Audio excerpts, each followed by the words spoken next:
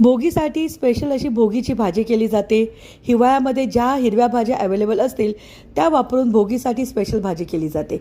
इथे मी वांगे घेतलेत, हरभरे घेतलेत, शेवग्याची शेंग घेतली आहे, गाजर आहे, हिरवा वाटाणा आहे, तुरीचे दाणे आहेत, सोयाबीनचे दाणे आहेत आणि पावटे आहेत। 4 टेबलस्पून शेंगदाणे पाण्यामध्ये भिजत घातलेत।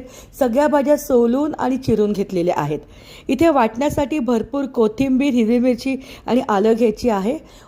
भाजीमध्ये मी इथे लसूण आणि कांदा नाही वापरला आहे। तुम्हाला आवडत असेल तर तुम्ही लसूण वापरू शकतात। इथे खोबरं, त्याच्याबरोबर तीळ आणि शेंगदाणे हे हलकेसे भाजून घेतले आहेत, मिक्सरला ग्राइंड केलेले आहेत। त्याच्यामध्ये कोथिंबीर, हिरवी मिरची आणि आलं टाकून थोडं पाणी घातलं आहे आणि याची मिक्सरला पेस्ट केलेली आहे। डिटेल रेसिपी डिस्क्रिप्शन बॉक्समध्ये दिलेली आहे, ती नक्की चेक करा। भोगीच्या भाजीमध्ये तेलाचं प्रमाण जास्त ठेवलं जातं।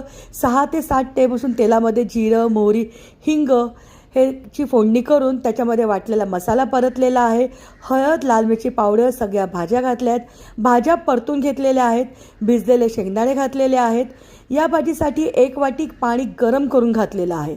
भाजी जर तुम्हाला जास्त पातळ हवी असेल तर पाण्याचं प्रमाण थोडं जास्त ठेवा। भाज्या पूर्ण शिजल्यानंतर त्याच्यामध्ये 1 टोमॅटो बारीक चिरून टाकलेला आहे। चवीप्रमाणे मीठ घातलेलं आहे। भाजी पूर्ण शिजल्यानंतर एक छोटासा वी घातलेला आहे, इथे गुळाचा खडा। तयार झाली अप्रतिम चवीची अशी ही भोगी स्पेशल भाजी।